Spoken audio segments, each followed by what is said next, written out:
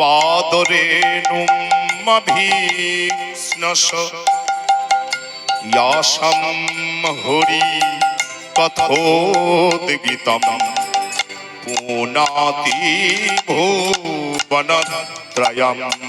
বন্দে নন্দব্রজস্ত্রীণ পাদরেণুমভীষ্ণস ইয়াসাম হরি কথোদ্গীতম পুনাতি ভুবনত্রয়ম বন্দে নন্দব্রজস্ত্রীণাম পাদরেণুমভীষ্ণস ইয়াসাম হরি কথোদ্গীতম পুনাতি ভুবনত্রয়ম বন্দে নন্দব্রজস্ত্রীণাম পাদরেণুমভীষ্ণস ইয়াসাম হরি কথোদ্গীতম পুনাতি ভুবনত্রয়ম। बोलिए श्रीमती राधा रानी की, श्याम सुंदर गोपीनाथ मदन मोहन की, अपना अपन श्री गुरु महाराज की जय जय श्री राधे राधे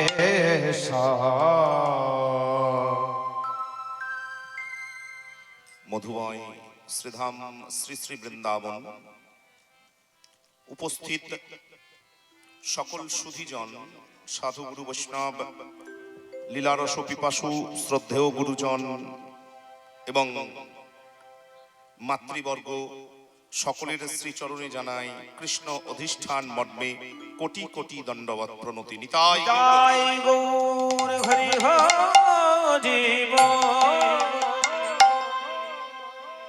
সকলের শ্রীচরণের ধুলি মস্তকে লই আমরা আমাদের আলোচিত বিষয়ে প্রবেশ করব। তবে প্রথমেই বলে নি দুরকম হবে না, কিন্তু লেখা আছে রূপ আক্ষেপ, দুটো সম্পূর্ণ বড় বড় পৃথক গান।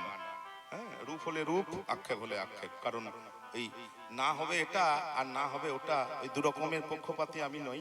যা বলবেন তাই গাইতে পারবো অত সক্ষমতা আমার নাই। নিতাই গৌর হরি বল, হয় রূপ না হয় আক্ষেপ। আমরা রূপানুরাগের আলোচনাই করব। কোনো শেষকালে হয়তো আক্ষেপের একটা পদাবলী সেটা হতে পারে, কিন্তু আরেকটা বিষয় একটু কাটাকাটি হয়ে গেছে, তো বিষয়টা একটু ভাববেন ভবিষ্যতে। কারণ আগেই অভিসার আক্ষেপ সব কিন্তু হয়ে গেছে, জ্বালা চুকে গিয়েছে। নিতাই গৌর হরি হরি বল। হ্যাঁ, এরপর আবার আমাদেরকে টেনে টুনে গিট পিট দিয়ে বিষয়টা ব্যবস্থা করতে হচ্ছে। যাই হোক, চলুন আমরা একটু আস্বাদন করব। তবে একদম আমি নয়, এখানে আমার কোনো অস্তিত্বই নেই। যিনি বলবেন, যিনি দেখেছেন তিনি বলবেন, পরিষ্কার কথা। যিনি দেখেননি তিনি কোত্থেকে বলবেন? রূপের আলোচনায় বলুন আর আক্ষেপের, যা খুশি বলুন। যিনি দেখেছেন তিনি রূপের আলোচনা করবেন, যিনি রূপ দেখেননি তিনি কি করে বলবেন? তাহলে আমি কি করে বলবো? ওই যে শ্রী গুরু প্রসাদ, শ্রী গুরুদেবের কৃপা প্রসাদ। আমাদের মহাজনগণ যারা মঞ্জরী স্বরূপা, আমাদের বৈষ্ণবীয় ধারার যারা সাধুগুরু বৈষ্ণব মহাজন, তারা হচ্ছে হয় সখী স্বরূপা না হয় মঞ্জরী স্বরূপা। খুব একটু উচ্চ মার্গের চিন্তা ভাবনা, বুঝলেন? তারা রাধারানীর কাছে যে প্রসাদটুকু পেয়েছেন পদাবলীর আকারে, সেই প্রসাদটুকু আমাদের জন্য সংরক্ষিত রেখেছেন। কারণ প্রসাদ নষ্ট হওয়ার জিনিস নয়। মহাপ্রসাদ তো ওই দেখবেন অনেকে পুরী যায় এনে রেখে দেয়, রেখে দেয় না? হ্যাঁ, মহাপ্রসাদ রেখে দেওয়া যায়। মহাপ্রসাদ কোনো কালেও নষ্ট হবে না, কারণ মহাপ্রসাদে স্পর্শ দোষ নাই। এটা সবচাইতে বড় বক্তব্য, শুনে রাখুন। বাকি অনেক জিনিসের স্পর্শ, এই ছোঁয়া নাই, ছুঁয়ে দিলেই হবে, এই অমুক করলেই হবে, এই অসুচি কাপড়ে না। মহাপ্রসাদের ক্ষেত্রে এই রকম কোনো স্পর্শ দোষ লাঘব এই গ্রাহ্য হয় না। মহাপ্রসাদে কোনো স্পর্শ দোষ নেই, কালা নৌচিত্ত দোষ নেই। যে কোনো জায়গায়, যে কোনো স্থানে, যে কোনো ভাবে আর প্রসাদ নষ্ট হয় না। তা আমরা বলি এটা মহাপ্রসাদ তো রাধারানীর শ্রী বদন থেকে পেয়েছেন সখীরা। সখীরা আত্মস্থ করে দিয়েছেন আমাদের পরম্পরা গুরুজনদেরকে, আর তারা সেই প্রসাদ আমাদের জন্য যেটা কোনোদিন নষ্ট হবে না পদাবলীর আকারে সংরক্ষণ করে গেছেন। আমরা যত ব্যবহার করতে পারবো ততই মহাপ্রসাদের কৃপা পাবো। নিতাই গৌর হরি বল। আমরা শুধুমাত্র সেই কণিকা থেকে কণিকা প্রসাদটুকু একটু বাঁটোয়ারা করে নেবার চেষ্টা করব মাত্র। নিতাই গৌর হরি বল। বৃষভানুরাজ নন্দিনী রাজনন্দিনী বেলি অবসান কালে অবসান কালে যমুনায় জলে আনতে গিয়ে যমুনায় জলে আনতে গিয়ে কদম তলাই দণ্ডায়মান দণ্ডায়মান শ্রী গোবিন্দের অসমর্থ রূপমাধুরী দর্শন করে এসেছে। দর্শন করে এসেছে। আর যে অবধি ধনী কৃষ্ণ রূপে নয়ন দিয়েছেন তার গৃহকর্মে নাহি মন, গৃহকর্মে নাহি মন, ঘরের কাজে বিনোদিনীর মন লাগে না। মন লাগে না। নিরালায় নির্জনে বসে বসে সান্ধ্য লগ্নে প্রদীপের আলোকে স্তিমিত করে ধনী নয়ন বন্ধ করে সেই গোবিন্দ রূপের অনুধ্যানে মগ্ন হয়ে আছেন। মগ্ন হয়ে আছে। খুব খুব আস্তে আস্তে টিম টিম করে প্রদীপ জ্বলছে, ঘরের কাজে মন লাগছে না, চুপ করে বসে আছে। হেন কালে তথা আইলা ললিতা রায়ে দেখিবার তরে, দেখিবার তরে রাধার এই দশা দেখিয়া ব্যথিত হইয়া তুলিয়া লইল ক্রোধ। লইল করে রায় রায় রায় এমন করে বসে আছিস, কাজকর্ম নেই, কি হয়েছে? প্রদীপটা একটু উস্কে দিয়ে আলোটাকে বাড়িয়ে দিয়ে মুখের কাছে নিয়ে যে মাথায় হাত রেখেছে, বলেন এইটার অপেক্ষায় ছিলাম, বুঝলেন গো। যে মাথায় হাত রেখেছে, চিবুকটা ধরে একটু মুখটা তুলেছে, দুটি নয়ন দিয়ে দরদর দরদর করে, মুখে বলতে হলো না, দুটি নয়নের জলে গণ্ডদেশ হৃদয় কমল প্লাবিত হয়ে গেছে। কাঁদছিস কেন? কাঁদছিস কি হয়েছে বলবি না? বলে সখী রে, সখী রে, আমি তো বলবো বলে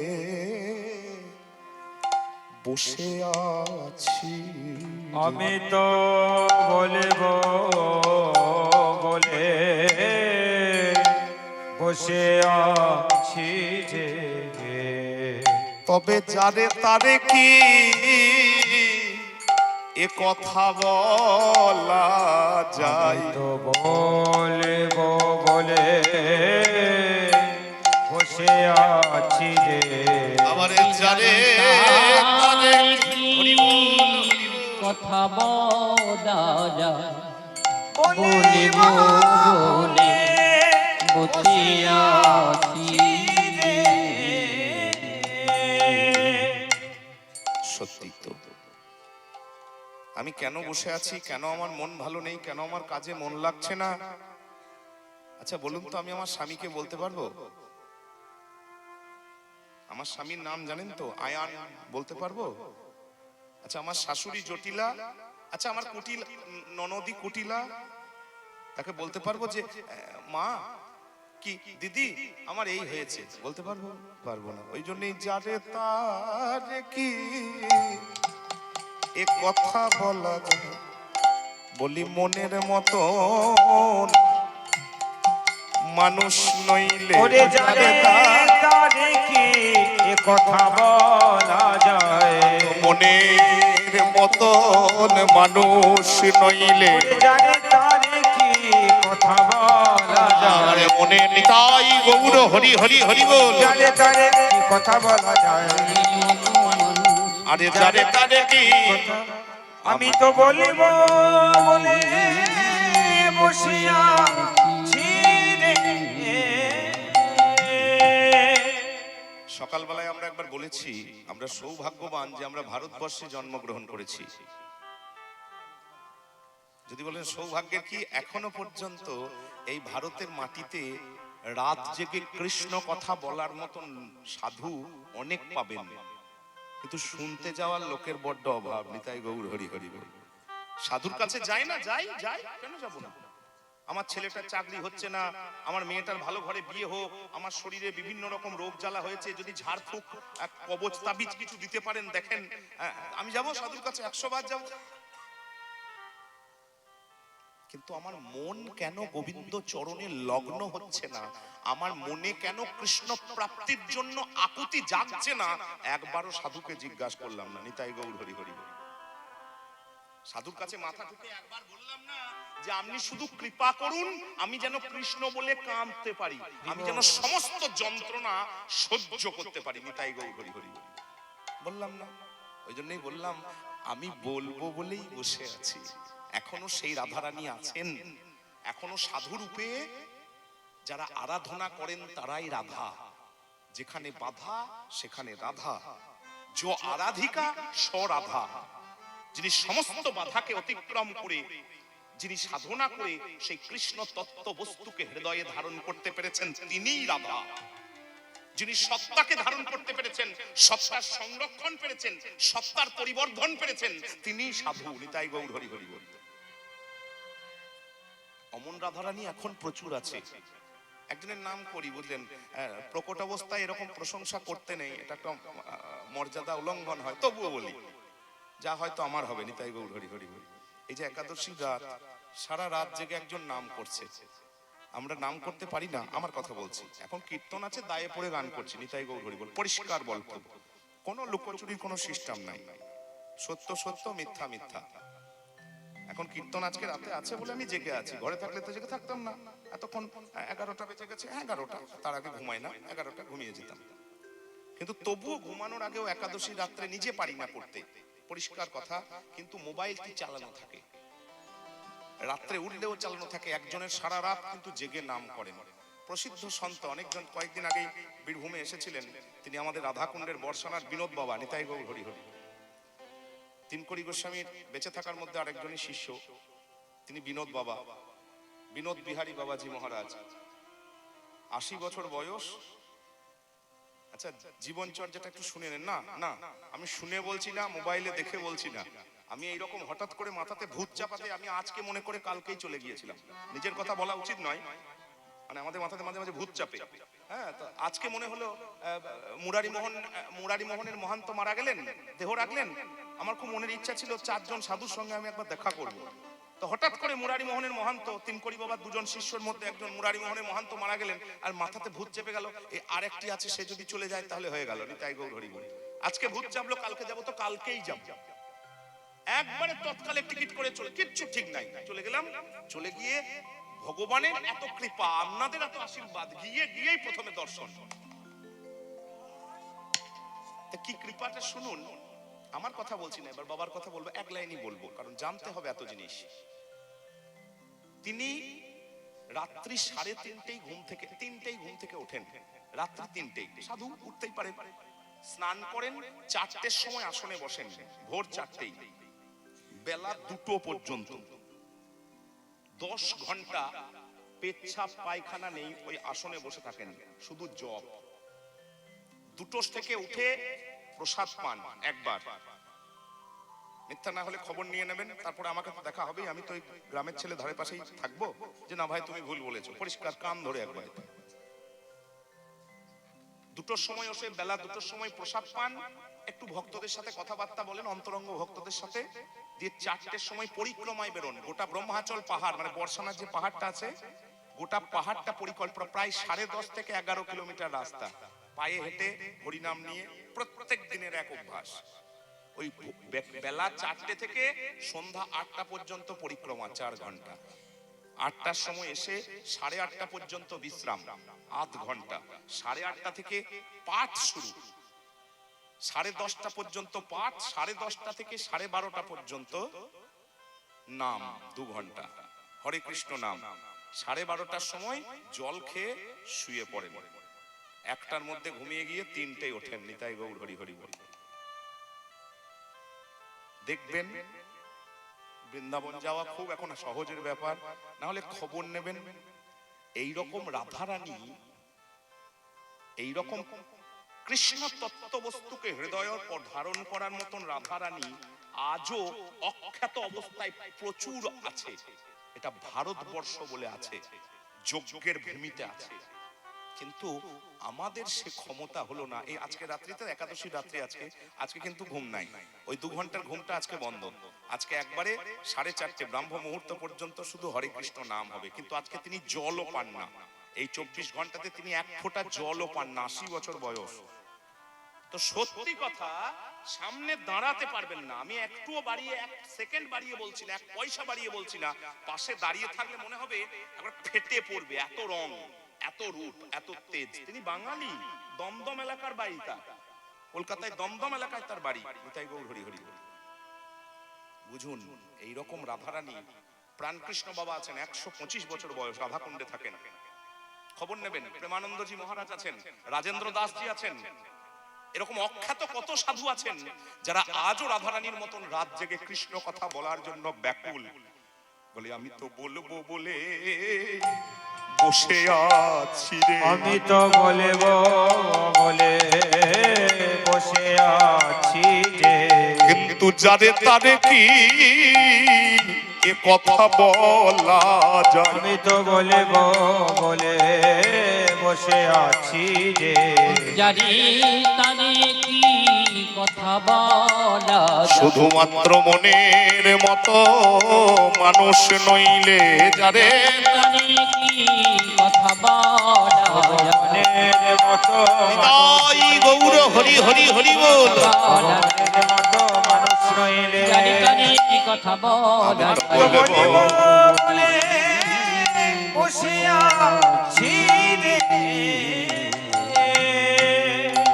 বল কি দেখলাম জানিস, কি দেখলাম জানিস? প্রথমেই যমুনায় জল ভরতে গিয়ে হেলাইয়া কুম্ভখানি জলেতে ডুবালাম ধনি। যমুনায় জল ভরতে গেছি, কুম্ভ, কুম্ভ মানে কলসিটা একটু নড়িয়ে যেই জলে ডুবাতে যাব, প্রথমেই দেখলাম একবারে ও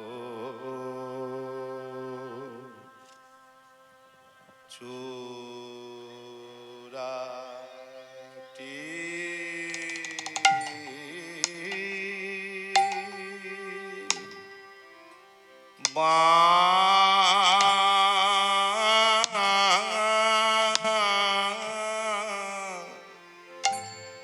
বাঁধি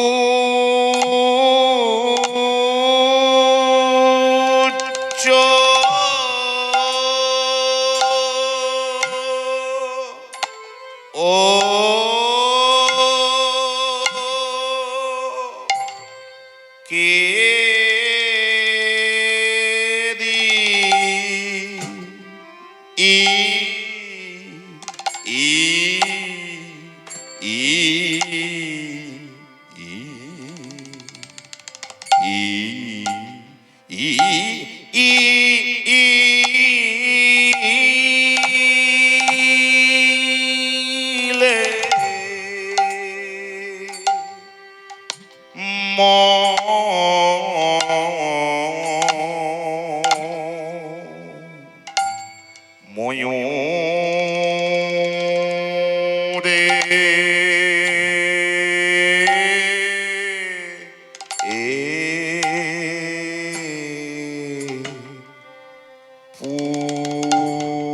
পুছো ও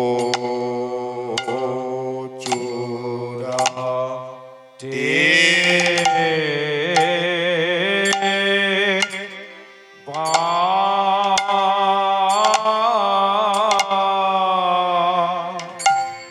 বাঁধে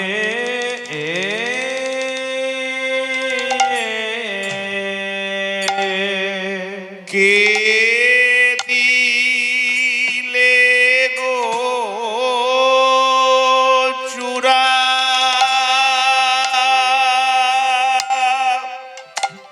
আ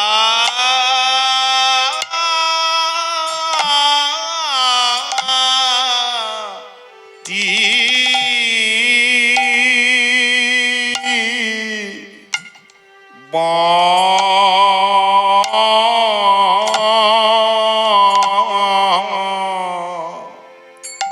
বাঁধি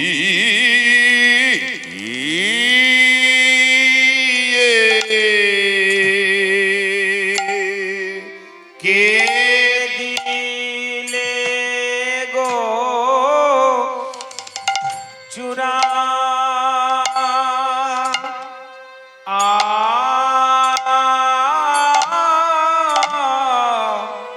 চূড়াটি বলে এমন করে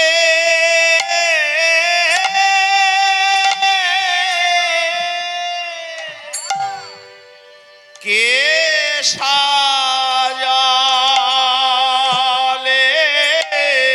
কে দিলে গো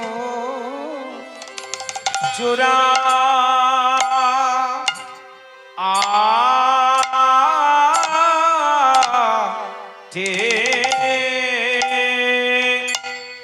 ও গোয়া মনে করে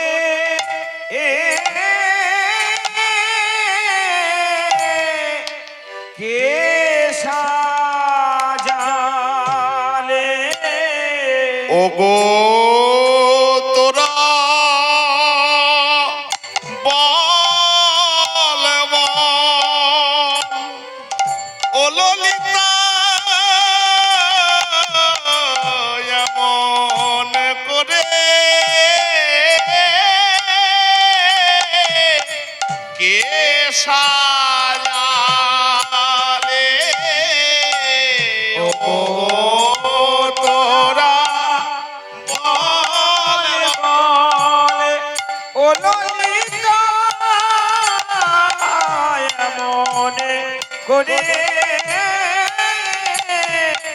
কে সাজালে ও গো তোরা বল ও ললিতা এমন করে কে সাজালে ও গো তোরা বল ও ললিতা এমন করে কে সাজালে ও গো তোরা বল ও ললিতা এমন করে কে সাজালে কে দিলে গো চূড়া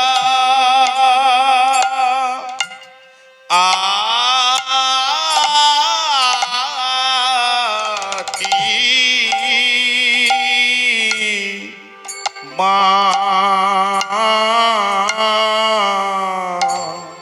বাঁধি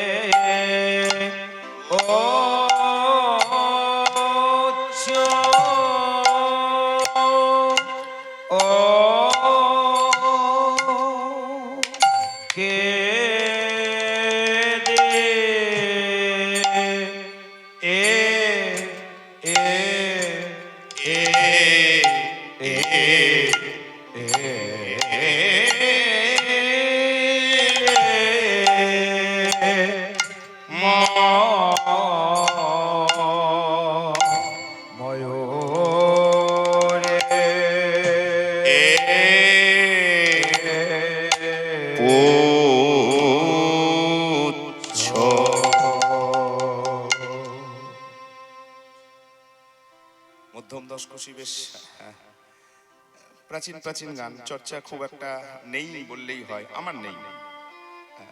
একবারে আমাদের হিসাব তো কাঠে গজালে, আর এগুলো কিন্তু মনোহর শাহীতে চর্চা হয়, কিন্তু এগুলো গড়ানহাটি গান। ওই জন্যই গড়ানহাটি গানের একটা বৈশিষ্ট্য আছে, শেষকালে গোটা ঠেকাটি গাইতে হবে, না হলে কিন্তু গানটি ঘর ঢুকবে না। মানে আদা থেতলে ঢুকবে কিন্তু সুরে স্বরে ঢুকবে না। নিতাই গৌর হরি হরি বল। আহা চূড়াটি বাঁধিয়া উচ্চ কে দিল ময়ূর পুচ্ছ চূড়াটি বাঁধিয়া কে দিলে গো ময়ূর পুচ্ছ আজ ভালে সে রমণী মনোলোভা ভালে সে রমণী মনোলোভা কেমন এই আকাশ চাহিতে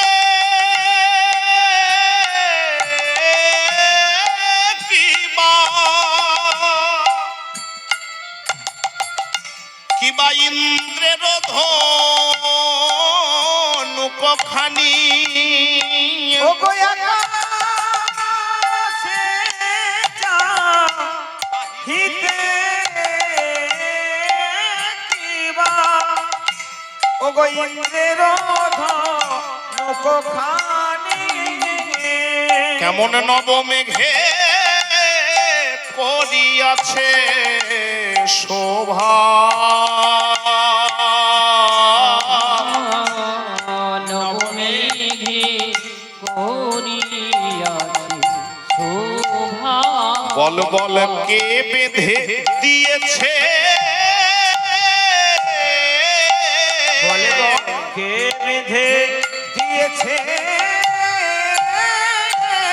বধুর চূড়ার পরে ময়ূর পাখা কে বেঁধে দিয়েছে বধূটাকে পরে ময়ূর পাখা কে বেঁধে দিয়ে আমার বধুর চূড়ার পরে ময়ূর পাখা কে বেঁধে দিয়েছে চূড়ার পরে ময়ূর এমন বিনোদিনী কে বাই আছেন তাই গৌর হরি হরি হরি হরি বল আছে পরে ময়ূর পাখা আছে পরে ময়ূর পাখা বিনোদিনী দেবাই আছে পরে ময়ূর পাখা কে বেঁধে দিয়েছে ওগো নব হে করিয়াছে শোভা ওগো নবমেঘে করে আছে শোভা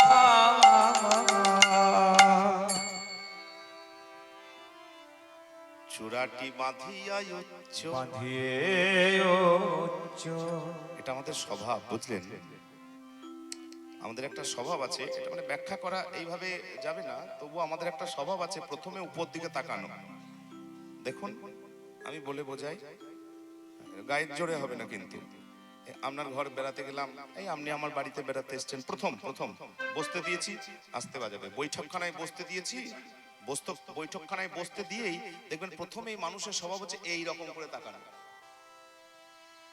একটু অনুভব করবেন কথাটা হ্যাঁ নিচে এত সুন্দর মেঝে টাইলস এই মার্বেল টার্বেল ইত্যাদি হ্যাঁ দেখবো পরে 1 মিনিটও পরে 1 সেকেন্ডও পরে আগেই কিন্তু এমনি করে তাকিয়ে নেবেন ওই জায়গাটা হচ্ছে পরিচায়ক আপনি কেমন গোছের মানুষ আপনি কেমন চরিত্রের মানুষ কেমন মানসিকতার মানুষ আপনার ওই কি বলবো লিনটনের উপরের জায়গাটা মোটামুটি সেই সার্টিফিকেটটা দিয়ে দেবে নিতাই গৌর হরি হরি দেখবেন দরজার নিচেটা পরি সুন্দর না করে লোকে নিচেটা ঢুকলেই হবে উপরটা দেখবেন ঢোকার সময় উপরটা বেশ ভালো করে করে না স্বভাব কারণ মানুষের স্বভাব হচ্ছে প্রথমে উপর দিকে তাকানো তাছাড়া এটা শারীরিকও নিয়ম একটা শারীরিক দেহের ভারসাম্য থাকে না ব্যালেন্স থাকে না আপনি নিচের দিকে তাকিয়ে গাড়ি চালাতে পারবেন না নিচের দিকে তাকিয়ে হাঁটতে পারবেন না হ্যাঁ দু একজন বাদ দিয়ে মানে মোটামুটি আপনাকে এরকম তাকাতে হবে তাছাড়া চলতে পারবেন না ভারসাম্য নষ্ট হয়ে যাবে আপনি হোঁচট খেয়ে যাবেন সাইকেল চালাতে পারবেন না পড়ে যাবেন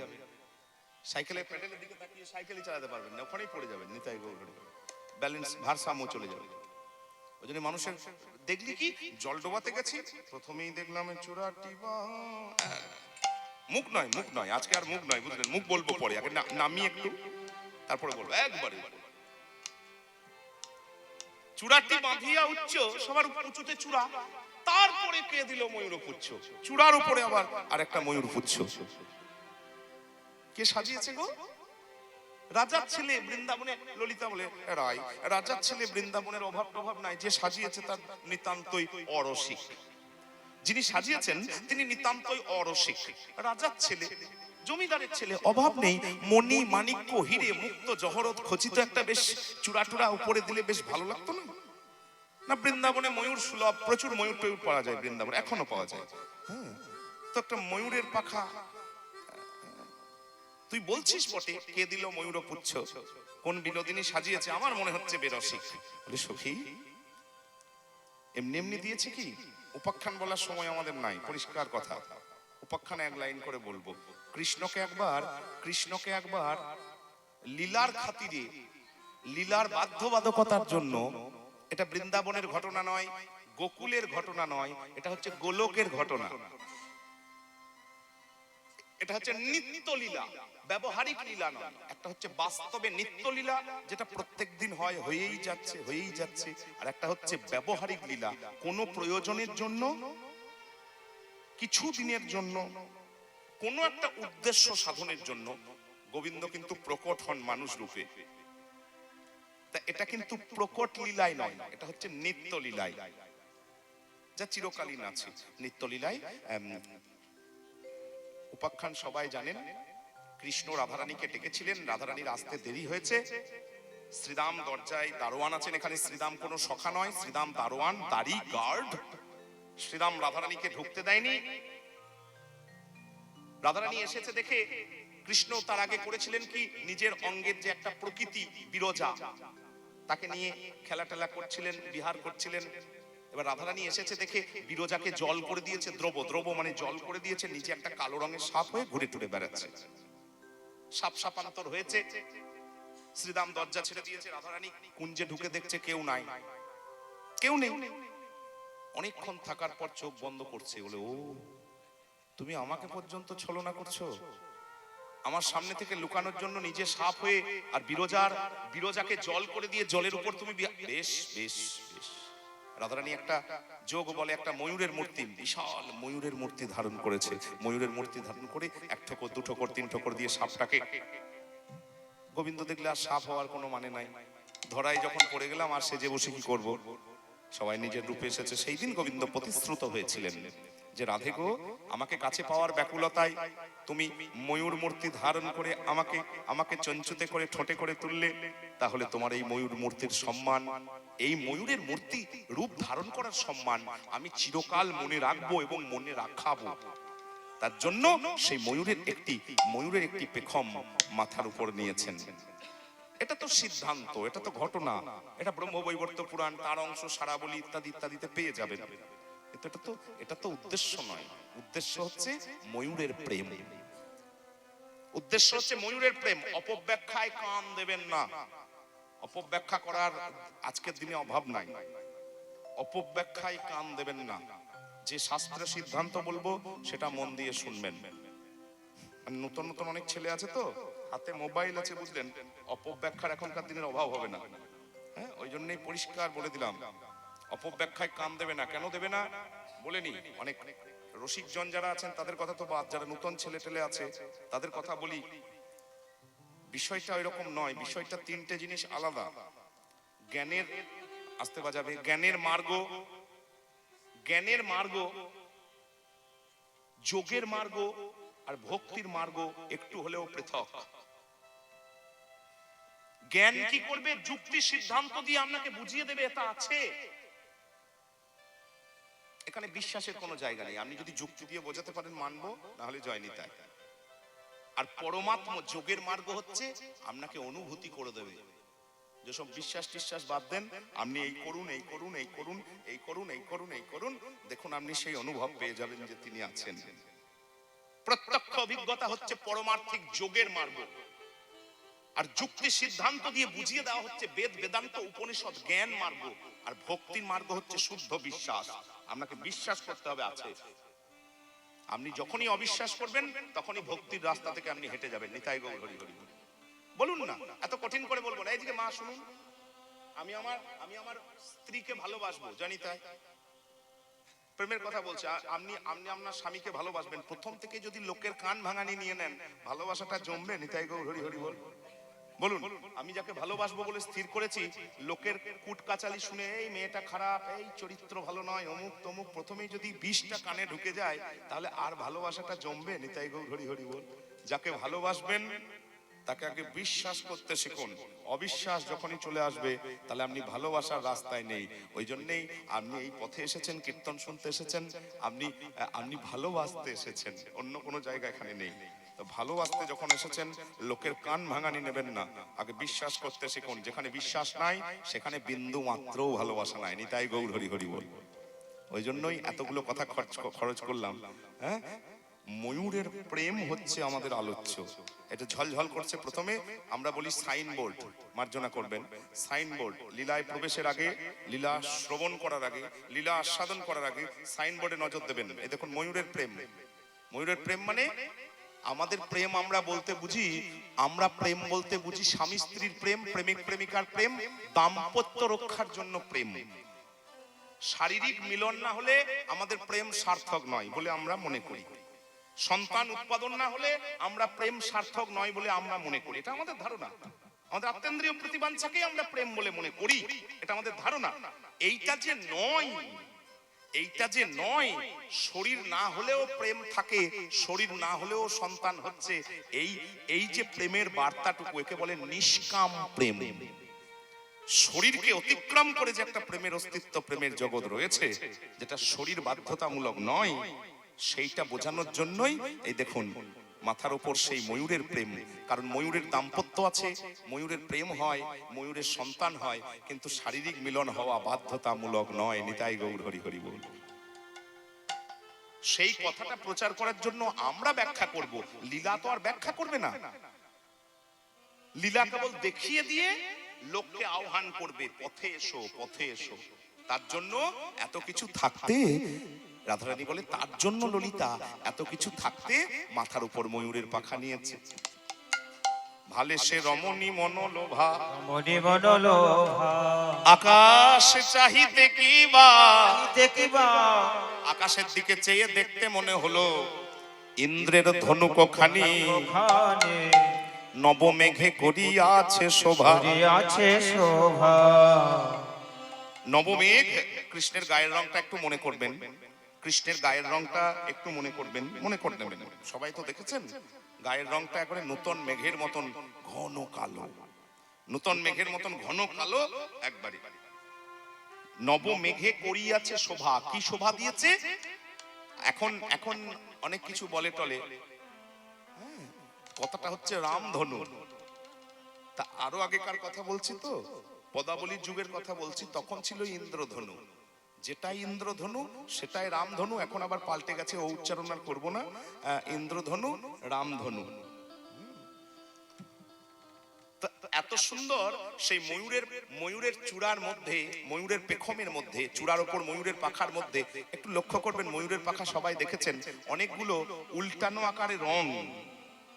যেমন ইন্দ্রধনুতে 7টা রং, রামধনুতে 7টা রং থাকে, সেরকম অনেকগুলো রং একসাথে উল্টানো আকারে চূড়ার পাখাটির মধ্যে, ময়ূরের পেখমটির মধ্যে কিন্তু রয়েছে। দেখে মনে হচ্ছে আকাশ চাহিতে কিবা, ইন্দ্রের ধনুক খানি নবমেঘে করিয়াছে শোভা।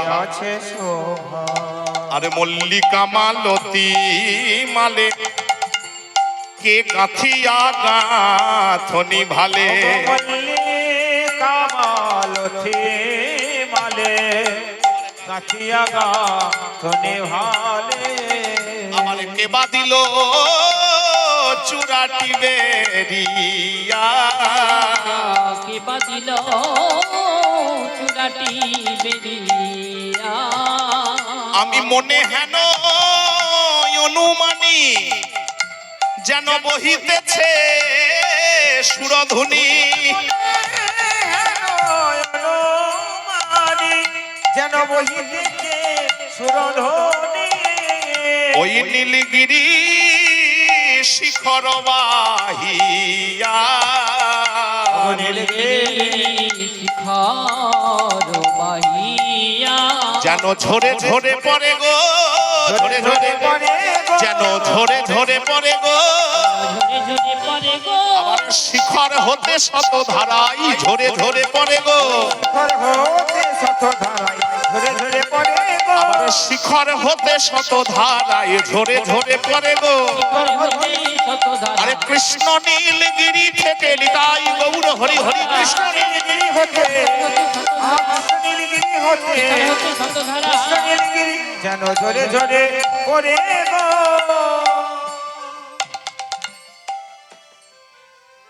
মল্লিকা মালতী মালে গাথিয়া গাথনি ভালে ভালে কেবা দিল চূড়াটি বেরিয়া জিয়া এই দেখুন সাদা সাদা ফুল মল্লিকা মালতী চূড়ার ওপর দিয়েছে একটা ছড়া এদিকে দুলছে একটা ছড়া এদিকে দুলছে দুটো ছড়া পেছন দিকে দুলছে দেখে মনে হচ্ছে মনে হেনই অনুমানী বহিতেছে যেন সুরধ্বনি সুরধ্বনি। সাদা সাদা ফুলের ছড়া তো দেখে মনে হচ্ছে সাদা সাদা জলের ধারা নেমে বয়ে বয়ে পড়ছে নীলগিরি শিখর বাহিয়া শিখর বাহিয়া আর কালার কপাল চাঁদ তাতে চন্দনের ঝিকিমিকি এই দেখুন কালার কপালে চাঁদ চাঁদ চন্দনের ঝিকিমিকি বলি কালার কপাল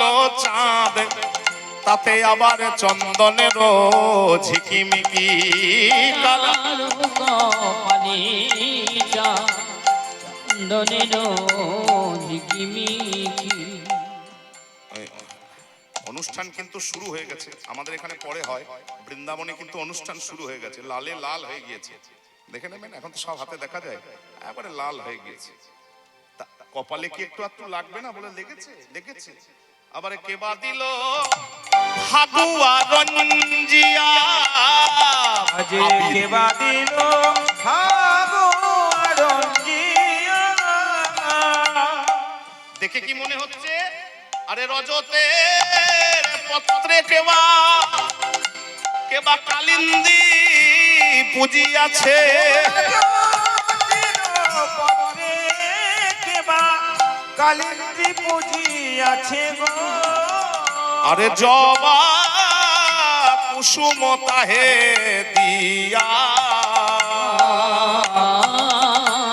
জবা কুসুম কাহিরিয়া আরে কে পূজা করেছে পূজা করে বল কে পূজা করেছে পূজা করেছে আরে বিল্ল দলার জবা ফুলে কে পূজা করেছে বিল্ল দলার জবা ফুলকে পূজা করেছে আরে বিল্ল দল আর জবা ফুলে কে পূজা করেছে বিল্ল দলারি জবা আবার ভাষায় কালিন্দি জলে বিল্ল দলার জবা নিতাই গৌর হরি হরি বল ও ভাষায় কালিন্দি জলে জবা ফুলে কে পূজা করেছে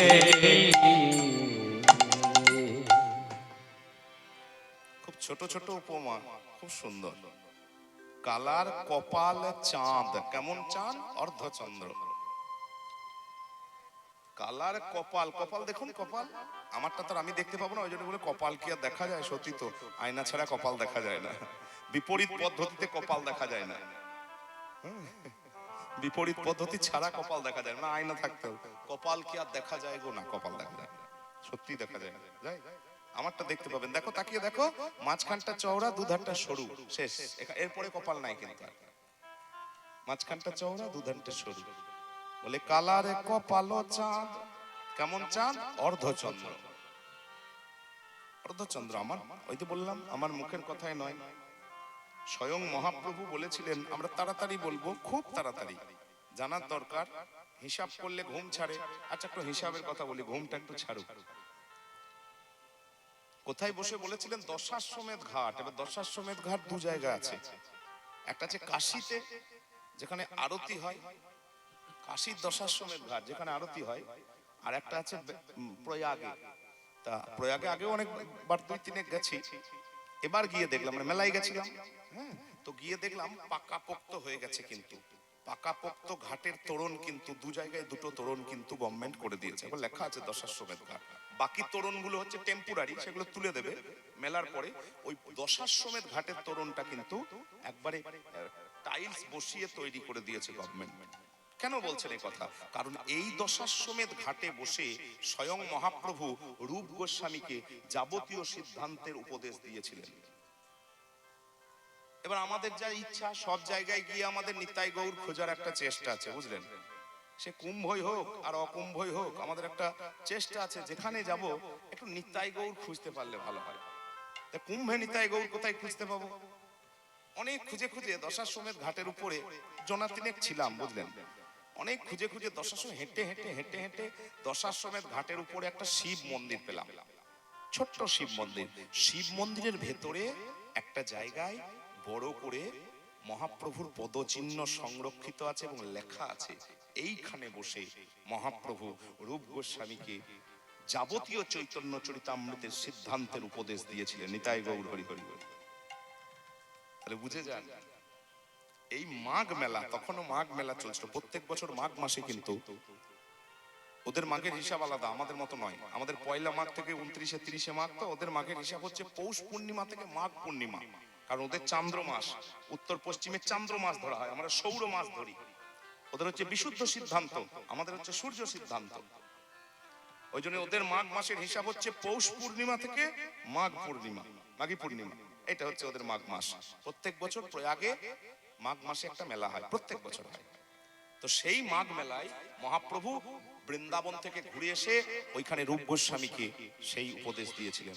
সেই কথা বল, চৈতন্য চরিতামৃতের মধ্যলীলার 21 আর 22 অধ্যায়ে একবার উল্লেখ আছে, আপনি গ্রন্থ খুঁজে নেবেন অবশ্যই। সেখানে বলছেন একটি মন্ত্রের আলোচনা প্রসঙ্গে, একটি গুরুত্বপূর্ণ মন্ত্রের আলোচনা। গুরুত্বপূর্ণ কেন? কারণ ওই যে বললাম, সবাইকে দেওয়া যাবে না মন্ত্র। যারা একটু মাস্টার ডিগ্রি লেভেলের, ভক্তিপথে সবাই আসুন, কিন্তু সবাই তো আর মাস্টার ডিগ্রি লেভেলের নয়। কেউ সবে ঢুকেছেন, কেউ প্রাইমারি, কেউ মাধ্যমিক, কেউ উচ্চ মাধ্যমিক, কেউ গ্র্যাজুয়েশন।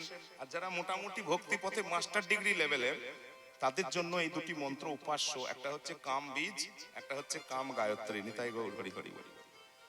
তো কাম গায়ত্রী মন্ত্রের ব্যাখ্যা প্রসঙ্গে মহাপ্রভু এই বর্ণনা করছেন। কৃষ্ণ মুখ রূপের আলোচনা করছেন। কৃষ্ণ মুখ দ্বিজ রাজ রাজ রাজ দয়ে বয়ে হস্যই বর্গীয় জ, দ্বিজ দয়ে বয়ে হস্যই বর্গীয় জ। দ্বিজ মানে ব্রাহ্মণ, দুবার জন্ম। দ্বিজ মানে পাখি, দুবার জন্ম। আর এখানে দ্বিজ মানে চাঁদ, চাঁদেরও দুবার জন্ম হয়েছে, ইত্যাদি ইত্যাদি। তো সেই চাঁদকে শ্রেষ্ঠ চাঁদ, কৃষ্ণের মুখটা হচ্ছে শ্রেষ্ঠ চাঁদ, 1 নাম্বার। বাকি হিসাবটা বলি। মন্ত্রে আছে 24.5টা অক্ষর, মন্ত্রে আছে 24.5টা অক্ষর। কাম গায়ত্রী মন্ত্র রূপ হয় কৃষ্ণের স্বরূপ। মানে আপনি যদি কাম গায়ত্রীটা ভাবতে পারেন ঠিক করে, অর্থ বুঝে, তাহলে গোটা কৃষ্ণটা আপনি দেখতে পাবেন চোখের সামনে। আপনি যদি কাম গায়ত্রীটা ভাবতে পারেন অর্থ বুঝে, তাহলে গোটা কৃষ্ণটা, চরণ থেকে মাথা পর্যন্ত কৃষ্ণটা গোটাই আপনার চোখের সামনে ভাসবে। আর কাম বীজ করলে রাধারানী ভাসবে। ওই জন্যই কাম বীজ কাম গায়ত্রী একসাথে ভজনা করিলে রাধা কৃষ্ণ লাভ হয় শ্রীরাস মণ্ডলী। নিতাই গৌর হরি হরি। একবারে হিসাব পর পর। তা ওসবের আমাদের দরকার নেই, আমরা গায়ত্রী বলবো। গায়ত্রী বলবো না, একদম বলবো। হ্যাঁ, যাদের দরকার আছে তারা ঠিকানায় যোগাযোগ করবেন, আমার ঠিকানায় নয়, শ্রী গুরু তত্ত্বের ঠিকানায় যোগাযোগ করবেন, মন্ত্র পেয়ে যাবেন। মন্ত্র পাওয়া যায়, আমরা কেবল উপরটা বলবো, ভাষা ভাষা। 24.5 অক্ষর তার হয়, 24.5, 24.5 সেই অক্ষরগুলি চন্দ্র হয়, হয়ে আজ কৃষ্ণের অঙ্গে করিল উদয়। তাই তো ত্রিজগৎ হইল কামময়। কৃষ্ণের রূপে এমনি এমনি মন টলে না, এমনি এমনি মন টানে না, কারণ আছে তাই টলে।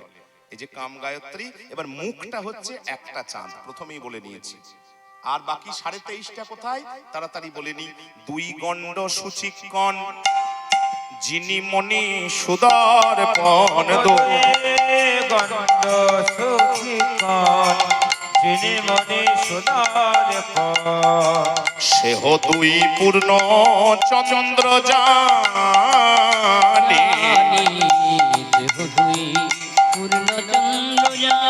এইবার জানি। ও তারে ললাট অষ্টমী ইন্দু, তার মাঝে চন্দন বিন্দু।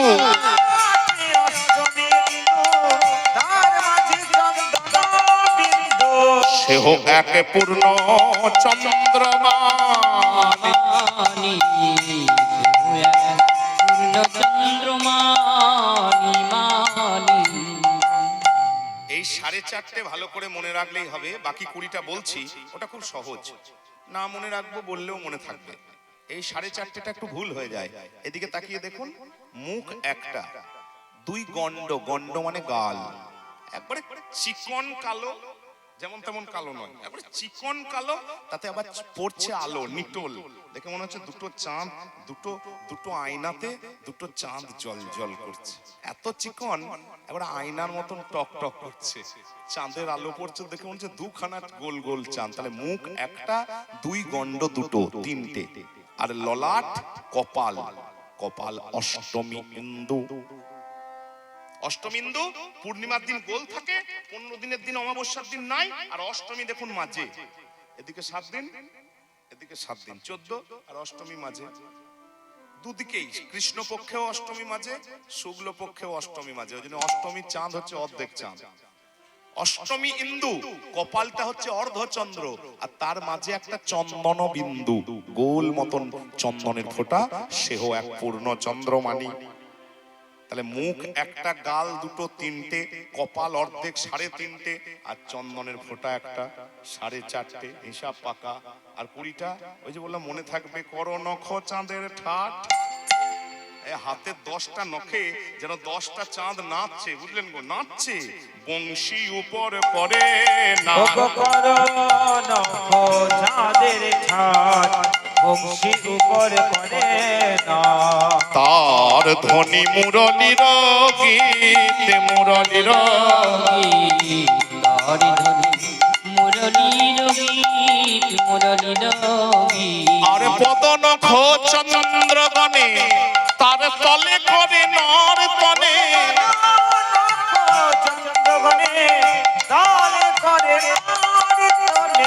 ভুবন ভোলায় ওই ছেনি, ওই ছেনি। গো বনহুলাই ওই ছিনি, ওই ছিনি গো। সহজে মনে থাকবে বললাম না, হাতে 10টা নখ সবার আছে, মানে যদি ব্যতিক্রম না হয়, পায়েও 10টা নখ সবার আছে, যদি ব্যতিক্রম না হয়, নিজের বিষয় তো এটা মনে থাকবে। ওই জন্য হাতে 10টা, পায়ে 10টা, 20টার হিসাব সহজ, আর মুখে 4.5টে, মিটে গেল। আপনি যদি মন্ত্রের অর্থটা বুঝে বুঝে এই চাঁদ দেখতে দেখতে মন্ত্র ভাবেন, তাহলে দেখুন একবারে পা থেকে মুখ পর্যন্ত, মুখ থেকে চরণ পর্যন্ত আপনি সারা দিনে যবার মন্ত্র করবেন, তবার ভাবতে ভাবতে কৃষ্ণচন্দ্র আপনার হৃদয় আলো করে দেবে। নিতাই নিতাই গৌর হরি হরি হরি। ওই জন্যই বললাম না, মন্ত্রের তাৎপর্য আছে, এবং তাৎপর্য নিয়ে যদি মন্ত্র করা হয়, তখনই কিন্তু মনোনাথ ত্রায়তে যশ মন্ত্র পরিকীর্তিত। মন্ত্র তখনই মনকে উদ্ধার করবে, মনোনাথ ত্রায়তে, মনকে ত্রাণ করে যা মন্ত্র পরিকীর্তিত, তাকেই মন্ত্র বলে কীর্তন করা হয়। এই মুখস্থ আছে, ঝরঝর করে বলে দিলাম, ও মন্ত্র, ও মনে কোনো কাজে লাগবে না। তাৎপর্য বুঝে যদি একটাও বলি, একটাতেই আমার মনোনাথ ত্রায়তে, মন উদ্ধার হয়ে যায়। মন্ত্রের কাজই হচ্ছে মনকে ত্রাণ করা, উদ্ধার দেওয়া। তাহলে কালার কপাল চাঁদ, চন্দনেরও ঝিকিমিকি, এ দেখুন চন্দনের ফোঁটা, আবার আবার ওই দোল শুরু হয়ে গিয়েছে, কেবা দিল ফাগুয়া রঞ্জিয়া, কেউ কেউ বুঝলেন গো মা, কেউ লাল আবির ছুড়ে দিয়েছে, এবার আবির ছুড়ে দিলে তার গোটাটা লাগবে না, এখানে একটু এখানে একটু, এবার বর্ণনা করছে কিরকম লাগলো জানিস সই, ললিতা কিরকম দেখতে লাগলো, কিরকম লাগলো বলতো, আমার মনে হলো কি, কালিন্দির রজতের পত্রে কে বা, কালিন্দি পুজিয়াছে, জবা কুসুম তাহে দিয়া, কালিন্দি, কালিন্দি মানে যমুনা, কালো রঙের জল, কেউ কালিন্দির জলে পুজো করেছে কি দিয়ে, একটা রজতের, রজত মানে রূপোর বেলপাতা, ওটা দেখে নেবেন দোকানে, অনেকে শিবকে মানসিক করে, যারা দেখেননি কখনো দেখবেন, তিনটে পাতা থাকবে, বেলপাতা যেমন হয়। শিবকে অনেক সময় মানসিক করে, রূপোর বেলপাতা আর জবা ফুল টুকরো টুকরো কেউ যেন কালো যমুনার জলে ভাসিয়ে দিয়ে মানসিক শোধ করেছে। নিতাই গৌর হরি হরি বলি। কোথায় পেলেন? দেখুন, এই দেখুন তিলকটা আছে, তিলকটা আছে, আর দুদিকে চন্দনের ফোঁটা, সাদা হলুদ রঙের তিলক, গোরচনা তিলক, আমাদের কালো তিলক হলো গোরচনা তিলক, হলুদ রঙের তিলক, সাদা তিলক, আর দুদিকে হরিচন্দনের তিলক, আর দুদিকে চন্দনের ফোঁটা। দেখে মনে হচ্ছে 3 পাতা বেলপাতা, আর আবির গুলো ছিটিয়ে ছিটিয়ে লেগে আছে, দেখে মনে হচ্ছে জবা ফুলের টুকরো, আর মুখটা রং তো কালো, গোটা গায়ে রং কালো। দেখে মনে হচ্ছে কালিন্দির জলে রজতের পত্রে কেবা কালিন্দি পুজিয়াছে, জবা কুসুমতা হে দিয়া। ললিতা বলে, বাহ, শুধু আবির, রং টঙের ব্যবস্থা নেই? বলে, হ্যাঁ তাও আছে, রঙের সময় চলছে, রং থাকবে না? বলে, হিঙ্গুল গুলিয়া কালার, কালার অঙ্গে কে দিয়েছে গো, হিঙ্গুল গুলিয়া কালার, কালার অঙ্গে কে দিয়েছে গো। বুঝতে পারলেন তো? জয়নি তাই বুঝতে পারলেন? মুখে বললাম না। পিচকারিতে করে, আর পিচকারিতে করে রং দিলে এক জায়গায় লাগবে, একেবারে ছিটিয়ে, আর যা লাগা লেগেছে আর কোনো কালে ছাড়বে না। হিঙ্গুল, হিঙ্গুল একটু খুঁজে দেখে নেবেন, হিঙ্গুল কাকে বলে? পারদ আর গন্ধক দুটোই কিন্তু ধাতু। পারদ ধাতু, জলীয় ধাতু, গন্ধক। পারদ আর গন্ধককে মিশিয়ে লাল রঙের একটা দ্রবণ তৈরি করা হয়, এর নাম হচ্ছে হিঙ্গুল। হিঙ্গুল মারাত্মক রং, লাল, ও যদি গায়ে লাগে একবার আর ছাড়বে না, একবার পার্মানেন্ট রং, বুঝলেন? ওই জন্যই দেখে মনে হচ্ছে হিঙ্গুল গুলিয়া কালার, কালার অঙ্গে কে দিয়েছে গো, হিঙ্গুল গুলিয়া কালার অঙ্গে কে দিয়েছে গো। ছিটিয়ে লেগেছে, রং এক জায়গায় লাগবে, দেখায় কোথা লেগেছে, এদিকে তাকান, এ দেখুন দুটো চোখ লাল, ঠোঁট দুটো লাল, আবার পরে ব্যাখ্যা করব, ঠোঁট দুটো লাল, কানগুলো ঈষৎ লাল, গলার নিচেটা কণ্ঠটা একটু লাল, হৃদয়টা লাল, হাতগুলো একটু লালচে লালচে, চরণগুলো একটু লালচে লালচে। দেখে মনে হচ্ছে একবারে হিঙ্গুলের রং পিচকারি দিয়ে ছিটিয়ে দিয়েছে, আর গোটা গায়ে এমন ছিটিয়ে লাল লেগেছে, বুঝলে? ওটা পাকাপোক্ত হবে, পার্মানেন্ট লাল, এ লাল যাবে না। বলে, হিঙ্গুল গুলিয়া কালার, কালার অঙ্গে কে দিয়াছে গো, হিঙ্গুল গুলিয়া কালার, কালার অঙ্গে কে দিয়েছে গো। দেখে মনে হলো কালিন্দি পুজিল কর বীরে, কালিন্দি পুজিল করবীরে।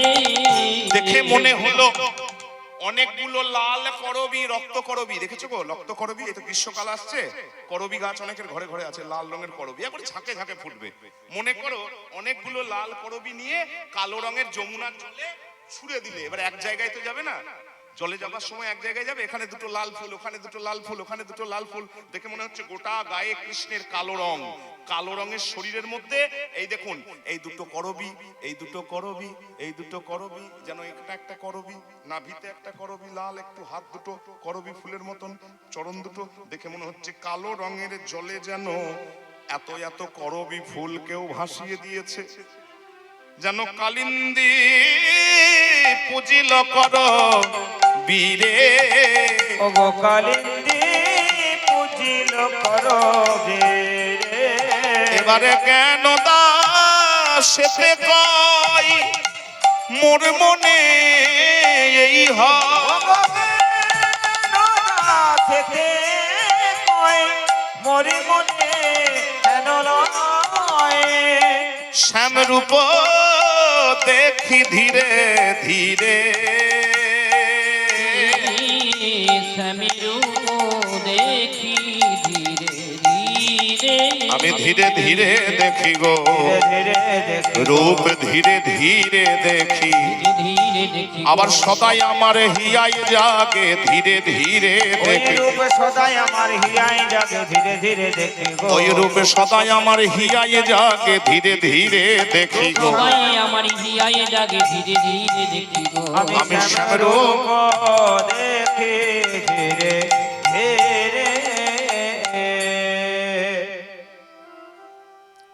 কথা বলবি, আর গোবিন্দের মুখটা কেমন ছিল বলবি না, তা বললে তো হয় না। মানে মুখ বাদ দিয়ে আমরা রূপ ভাবতে পারি না, বুঝলেন, আমাদের সম্ভব নয়। এই গলা থেকে পা পর্যন্ত দারুণ সুন্দর, বুঝলেন। মনে করুন কারোর, কোন লোকের, কোন ছেলের, কোন মেয়ের গলা থেকে পা পর্যন্ত দারুণ সুন্দর, আর মুখটা একটু বাজে দেখতে, মুখটা একটু কি বলবো, বিকৃত দেখতে, তখন আর কেউ ভালো বলবে? আর এমনও হয় গলা থেকে পা পর্যন্ত অঙ্গ সংস্থান ঠিকঠাক নয়, কিন্তু মুখটা দারুণ সুন্দর, দেখবেন আমরা বলি হ্যাঁ না, খুব সুন্দর, খুব সুন্দর, বেশ ভালো, বেশ ভালো। মানে আমাদের বক্তব্য হচ্ছে, রূপ বলতে গেলে মুখের স্থানটা, বদন মণ্ডলের স্থানটা যেন অনেকটা জায়গা জুড়ে আছে, ওই জন্য মুখের গুরুত্ব খুব বেশি। তা গোবিন্দের কথা বলবি, সখীরে দেখলাম অমুখমা ডলো, আরে ও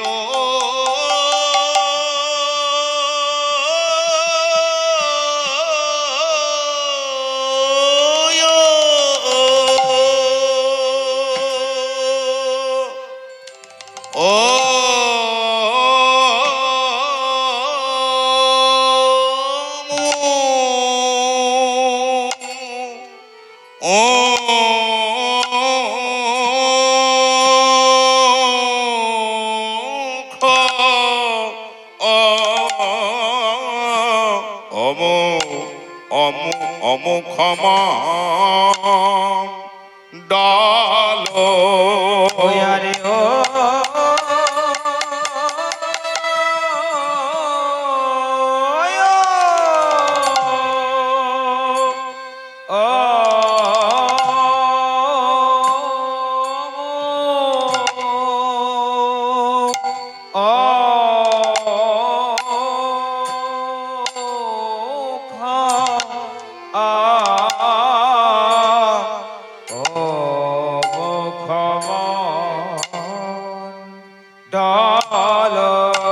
ও কি আরে সখী রে,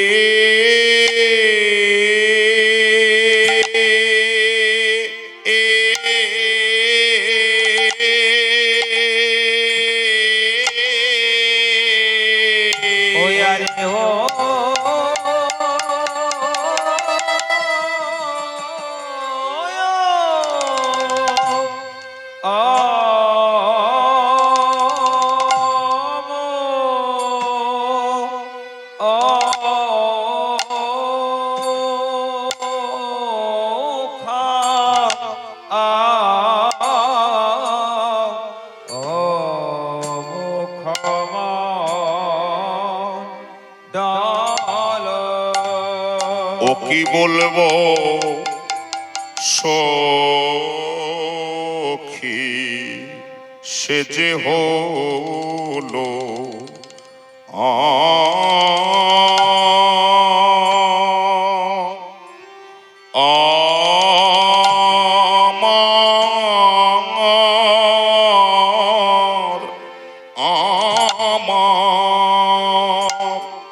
সে যে হলো আমার, সে যে হলো আমার,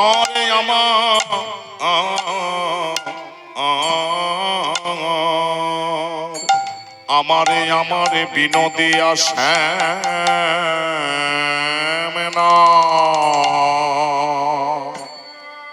না গো রে,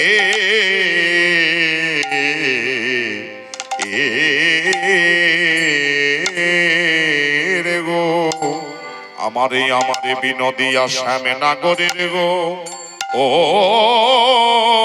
ও ও আরে ও ললিতা ও বিশাখা, সে যে হলো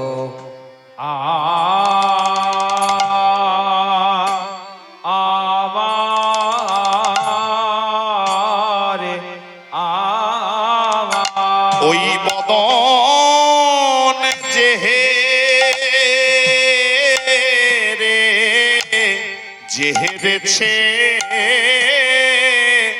সেই ভো ও সেই ভো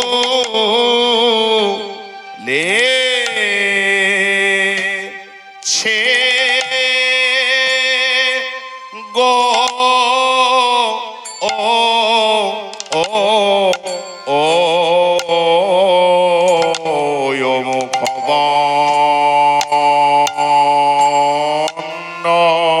আরে ও ললিতা ও বিশাখা সে যে হলো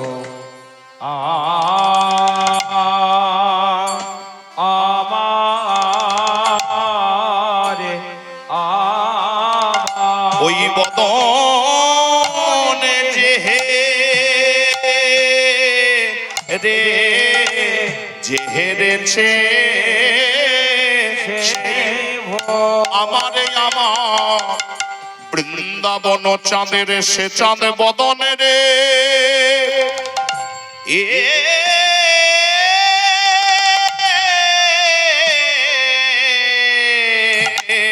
ওই বদন যে রে যে হেরেছে সেই ভো আমারে আমার বৃন্দাবন চাঁদের সে চাঁদ বদন রে এ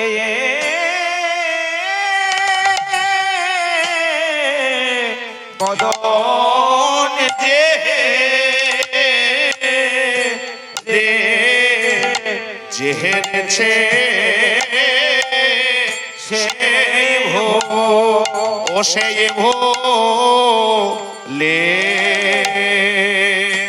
লেছে রে এ এ এ ওমো আমার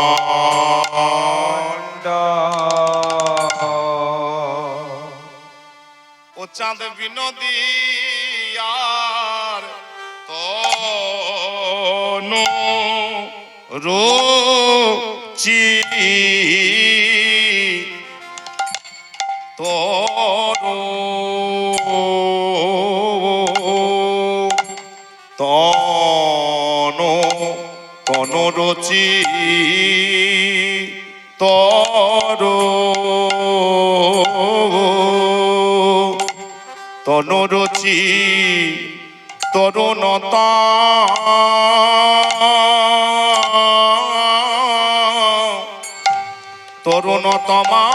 তরুণতমালো সইয়চা বিনোদিয়া তন রোছে তোর মরমে সখীরে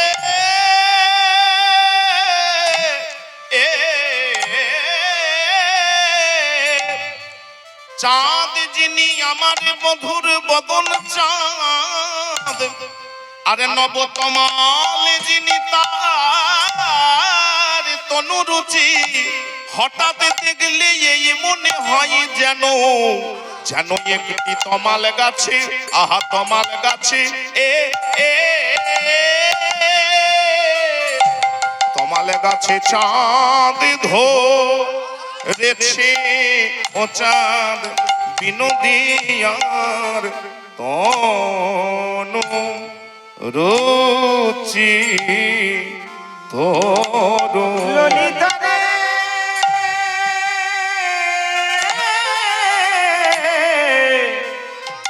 এ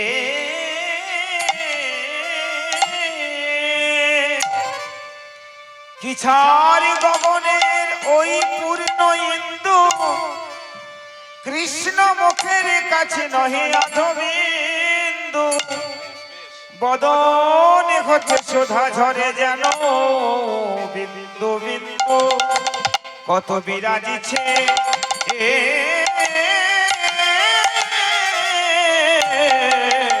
বিরাজিছে কত শোধা সিন্ধ ও চাঁদ বিনোদিয়া আমি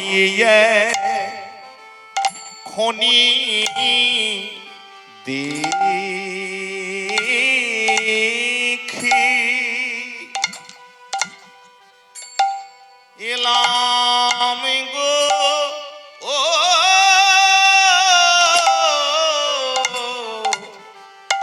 যমুনায়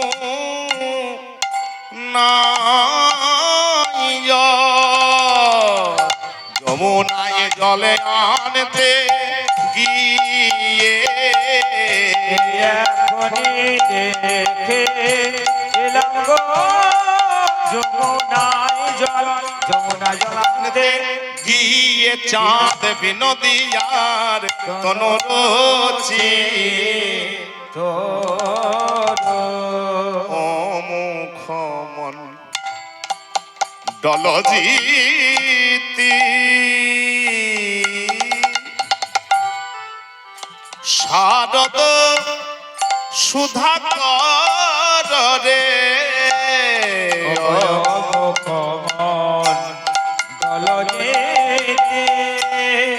চিঠি শারদ সুধা কর রে আর তনরুচি তরুণ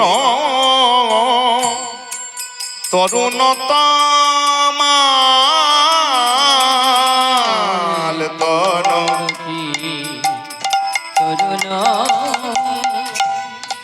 তরুণ তমা আবার চুরে চারু শিখান্ডক মন্ডিত রে চারো শ্রীখণ্ডকে মণ্ডিত রে আর মালতী মধু করমাল